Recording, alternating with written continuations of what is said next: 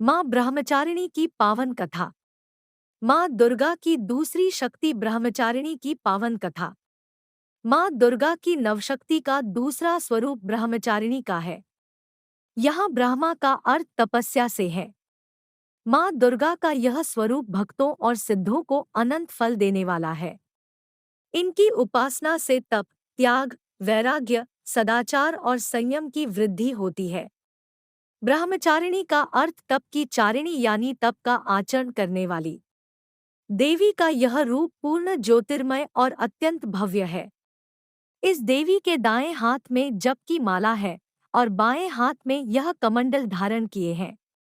पूर्व जन्म में इस देवी ने हिमालय के घर पुत्री रूप में जन्म लिया था और नारद जी के उपदेश से भगवान शंकर को पति रूप में प्राप्त करने के लिए घोर तपस्या की थी।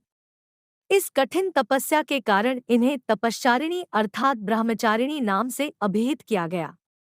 1000 वर्ष तक इन्होंने केवल फल फूल खाकर बिताए और 100 वर्षों तक केवल जमीन पर रहकर शाक पर निर्वाह किया। कुछ दिनों तक कठिन उपवास रखे और खुले आकाश के नीचे वर्षा और धूप के घोर कष्ट सहे। 3000 वर्षों तक सूखे हुए बिल्व पत्र खाए और भगवान शंकर की आराधना करती रही। इसके बाद तो उन्होंने सूखे बिल्व पत्र खाना भी छोड़ दिए। कई हजार वर्षों तक निर्जल और निराहार रहकर तपस्या करती रहीं। पत्तों को खाना छोड़ देने के कारण ही इनका नाम अपर्णा पड़ गया। कठिन तपस्या के कारण देवी का शरीर एकदम क्षीण हो गया।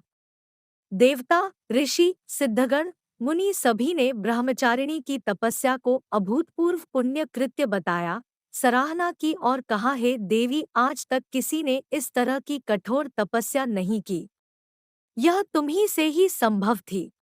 तुम्हारी मनोकामना परिपूर्ण होगी और भगवान चंद्रमौली शिवजी तुम्हें पति रूप में प्राप्त होंगे। अब तपस्या छोड़कर घर लौट जाओ।